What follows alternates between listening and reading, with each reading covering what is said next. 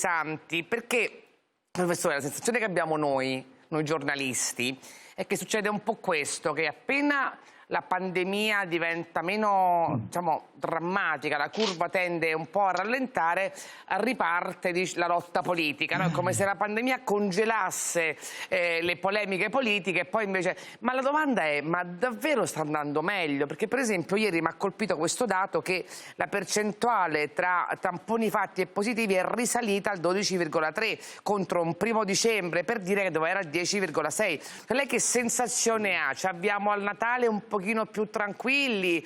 C'è invece qualcosa che la preoccupa?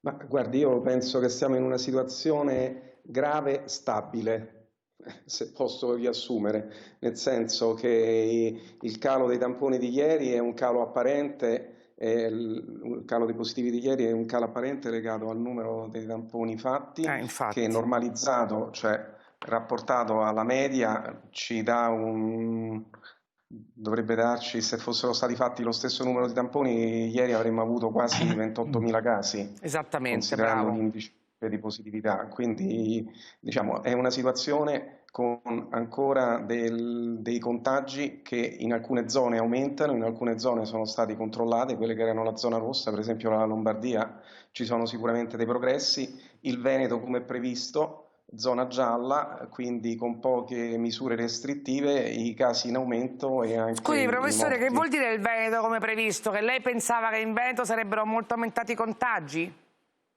Ma certo, perché la zona gialla ha dei paradossi, perché viene stabilita anche con criteri di tenuta del Servizio Sanitario Nazionale, quindi con numero di posti in rianimazione ancora disponibili, con la capienza dei reparti. Quindi di fatto succede un effetto paradosso, che la regione che è più preparata dal punto di vista sanitario permette al virus di trasmettersi di più, perché ha delle misure restrittive più blande. E infatti il Veneto ormai da quasi una settimana ha casi in aumento ed è sicuramente una delle regioni più colpite. Quindi lei pensa che dovrebbe diventare arancione il Veneto per riuscire a tenere un po' più sotto controllo il virus? Ma guarda, sicuramente penso che alla fine di questa esperienza gli indicatori di queste zone forse dovrebbero essere in qualche modo ripensate, perché bisogna capire se l'obiettivo è quello di mantenere l'attività economica o l'obiettivo è quello di mantenere la salute.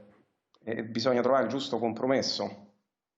Non c'è dubbio. Senta, lei è d'accordo con Ricciardi e con Galli, che ieri sono stati abbastanza allarmisti. Galli ha detto che l'estate allegra ci è costata 20.000 morti e Ricciardi ha ammonito, siamo nel pieno della seconda ondata, dicembre e gennaio saranno mesi terribili. Anche lei vede questo all'orizzonte? Io sicuramente condivido l'analisi della situazione attuale. Prima che il vaccino avrà un effetto passeranno mesi e con questi numeri sicuramente ci attendono un inverno preoccupante. Guardi, consideri che lei l'Italia, penso fra la fine della prossima settimana, sarà il paese in Europa con più morti e non è una cosa di cui essere orgogliosi. No, proprio no. Quindi lei suggerisce un Natale davvero molto, molto, diciamo, magro, cioè a casa, in pochi, muoversi pochissimo, cioè che suggerimenti dà agli italiani? Guardi, io penso che il Natale deve essere un'opportunità per diminuire il contagio. Non ci avremo le scuole, le fabbriche opereranno a ritmo ridotto. Se stiamo tutti quanti con la nostra famiglia, con i nostri affetti e cerchiamo di ridurre al minimo i contatti inutili, sicuramente daremo un contributo.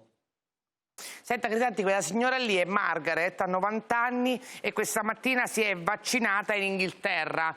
Che cosa ne pensa? Cioè, perché noi dobbiamo aspettare ancora tanto tempo? Qual è la sua analisi? No? Perché ce lo siamo chiesti tutti. Che succede? Gli inglesi hanno fatto qualcosa in maniera un po' più arruffona o siamo noi che siamo lenti?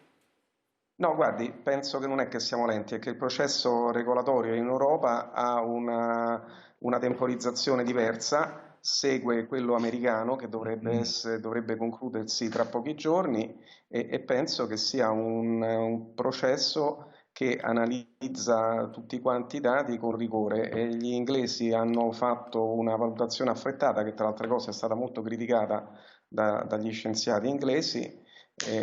Hanno fatto questa scelta e mi auguro che sia la scelta giusta. Ecco. Insomma, lei dice in Tenga bocca al presente lupo. comunque che questo vaccino, anche come somministrazioni, ha delle complessità notevoli. Gli inglesi hanno da poco pubblicato il protocollo di utilizzo del vaccino, invito a leggerlo perché è veramente complicato.